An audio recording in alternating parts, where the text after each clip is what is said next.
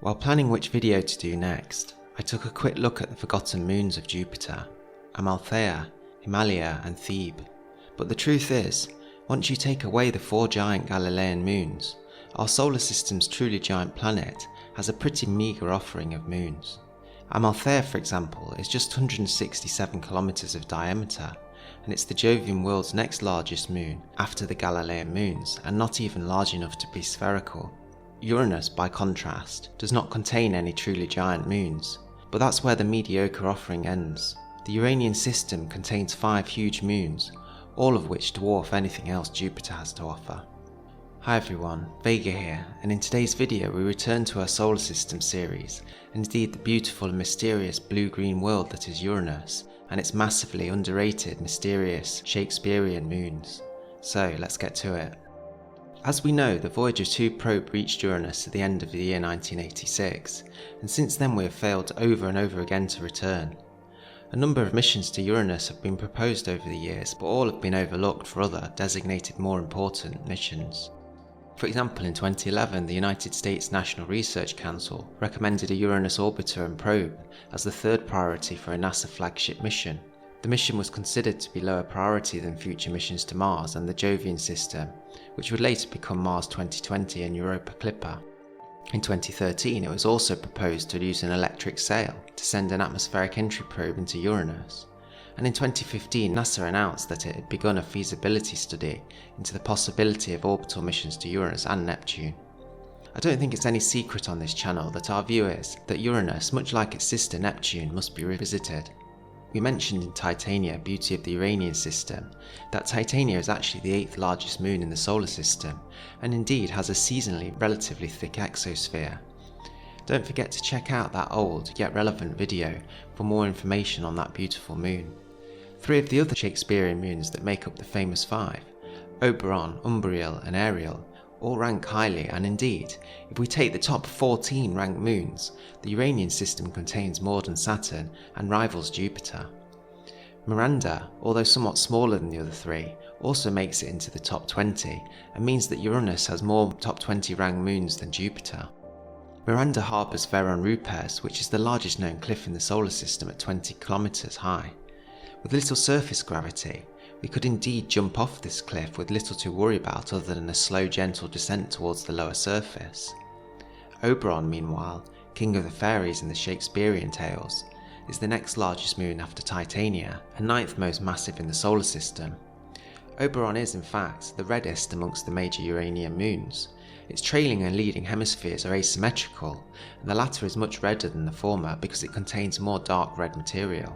The colour asymmetry of Oberon is thought likely caused by an accretion of reddish material spiralling in from other parts of the Uranian system, and possibly from irregular satellites, which would occur predominantly on the leading hemisphere. Ariel's surface can be divided into 3 terrain types: cratered terrain, rigid terrain and plains. The main surface features are impact craters, canyons, fault scarps, ridges and troughs. Sometimes we may think that Uranus is so far away from the Sun that the light intensity would be very low, but this is not the case. In this Hubble photo, we see a transit of the moon Ariel, and we see also a clearly marked shadow on the beautiful green world. Although sunlight is about 100 times dimmer on Uranus than on Earth, the Sun would still be far too bright to look at without eye protection, and would supply ample daylight for almost all human activities to take place. Umbriel is the 13th largest moon in the solar system and is composed mostly of ice, with a substantial fraction of rock. Unlike the other Uranian moons though, Umbriel's only real points of geological interest are impact craters. Indeed, Umbriel's ancient surface has probably been stable since the late heavy bombardment. It's incredible, isn't it?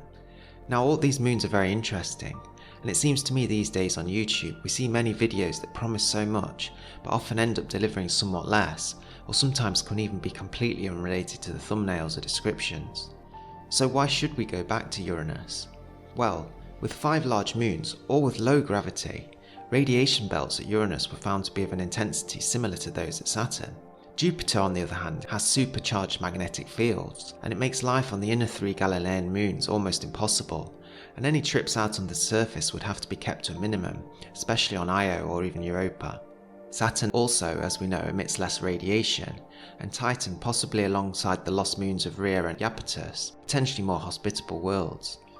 Proximity of Saturn does mean that colonisation of Uranus may be put back until Titan becomes an epicentre of human activity. But the key thing to remember is that it is distance and distance alone that stops us from exploring the strange Shakespearian system.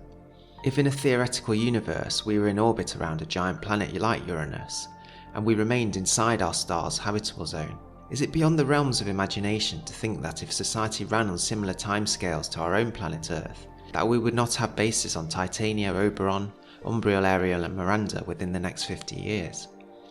These moons are known to harbour exponentially more water than neither the Moon or Venus, and do not suffer the irradiation of the large Galilean moons of Io, Europa and Ganymede. Mars, of course, is great, but it doesn't share its space with 4 other bodies just waiting to be explored, and in all fairness, I'm not sure Phobos and Deimos can really be discussed on the same page as Uranus's moons. The technology to send something to Uranus, and indeed insert it into orbit, is there. Unless we send these type of missions, we will never improve or develop. As a human species, we have to speculate to accumulate. Isn't it fair to say then that the moons of Uranus, after Mars, Titan and Callisto, are perhaps the most promising destinations for human settlement and colonisation? And if so, why haven't we gone back there since 1986? Thanks for watching, and consider subscribing if you haven't already. If you'd like to support the channel further, you could consider buying me a coffee, and I'll link this in the description below. Thanks to those of you that have already done so, and if you have any other videos or subjects you'd like to see brought to life, don't forget to let me know in the comments below, and it could just be your idea next week that shows up. Take good care of yourselves, look after your friends and family well, and I'll see you on the next one.